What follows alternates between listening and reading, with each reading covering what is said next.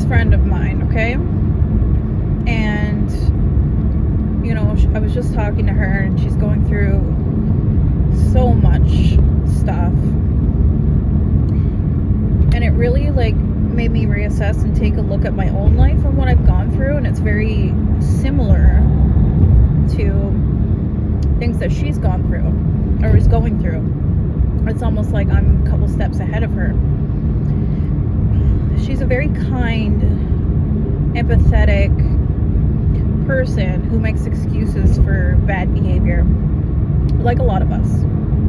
I am so damn guilty for this, okay? Go on, go ahead. Anyways, I'm driving. So, anyways, I'm very guilty for this in my own life. And I just want to shake her. But the thing is she doesn't have the knowledge that I have now.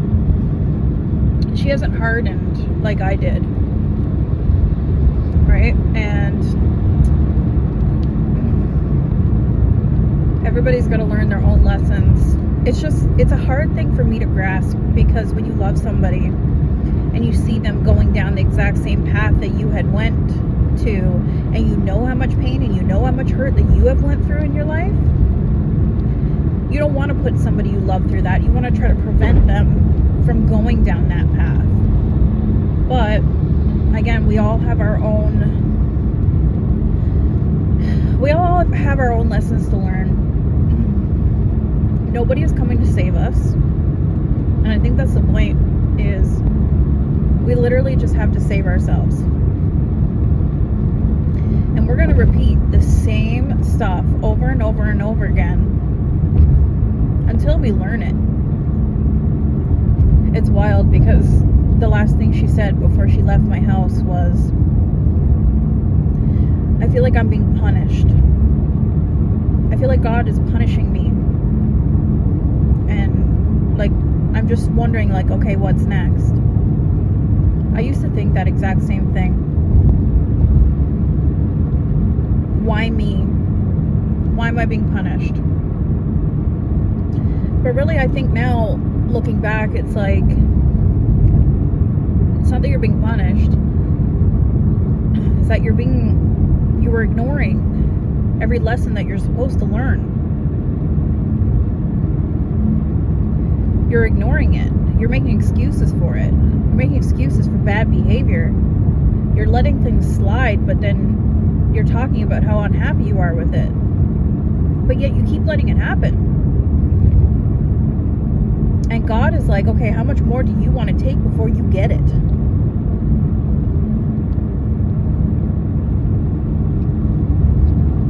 How much more bad things? How much more of a victim do you want to play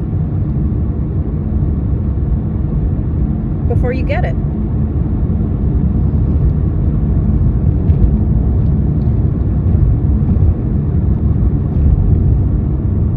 Boundaries are so important.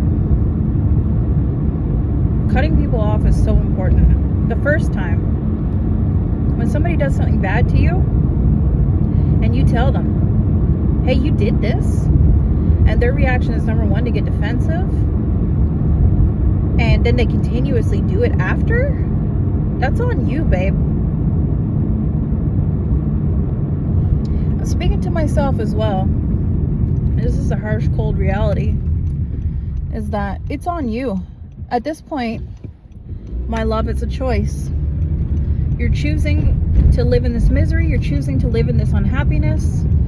You're choosing to let people, you know, run you over with their car and tell you, oh, you know, well, if you didn't look at me wrong, I wouldn't have ran you over, so really it's your fault. I look back now and see how stupid this is, because I did it for 11 years, stuck in this trauma bond with this man who hated my guts, but told me he loved me after he raked me over the coals non-stop. I think some people make it less distinctive because they portray themselves as quiet and kind and friendly and easygoing to literally everybody else, so that when they do things to hurt people, they wouldn't be accused of that because everybody thinks of them as this nice, kind person, which is terrifying. So when they provoke you and hurt you and cause so much pain and agony to you that you react out of reactive abuse and, lose your shit, essentially, then they can paint you as the bad guy because they've been this Mr. Nice Guy for all this amount of time. They have so many friends and they, have done so many good things for the community, and they are a kind soul to everybody and get along with this one, that one, and whatever else. But behind closed doors, you don't know somebody. You don't know anybody's character. You don't know what they're capable of and how malicious and mean and awful people are. You have no idea. And that's why it makes it so hard sometimes for the victim to tell their stories, because they reacted. And you know what? Usually the narcissists are the ones sitting there with the camera in their hand, recording it all, saying, hey, look how crazy she went. Look how psychotic this woman is. Or man, or whoever.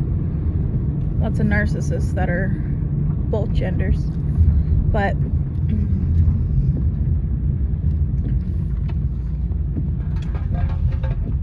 that's the reality of it. It's the sad, sick, cold reality.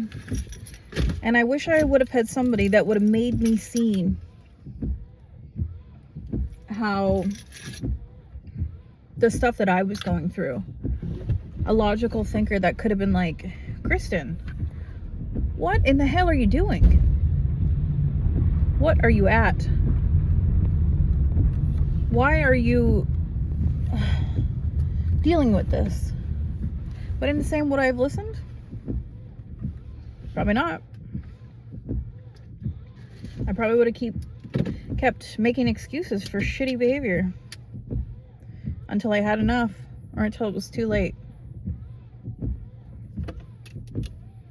And here we are. But see somebody else go through it, somebody that you care about, and they come to you constantly and are just like, this is my life, and no matter how much you tell them, they won't listen. I look back now and I'm like, maybe that was me.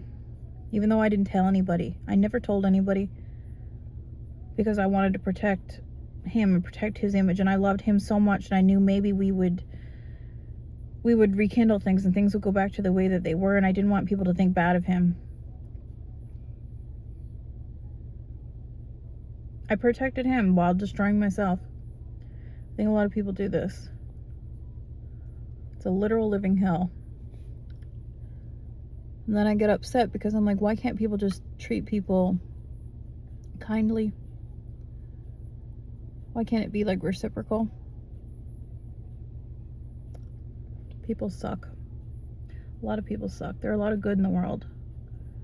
I think that's the lesson, is you kind of just have to weed the awful people out. And then, I don't know. Hopefully you find somebody who's decent and in the background just loving yourself so much over anybody else.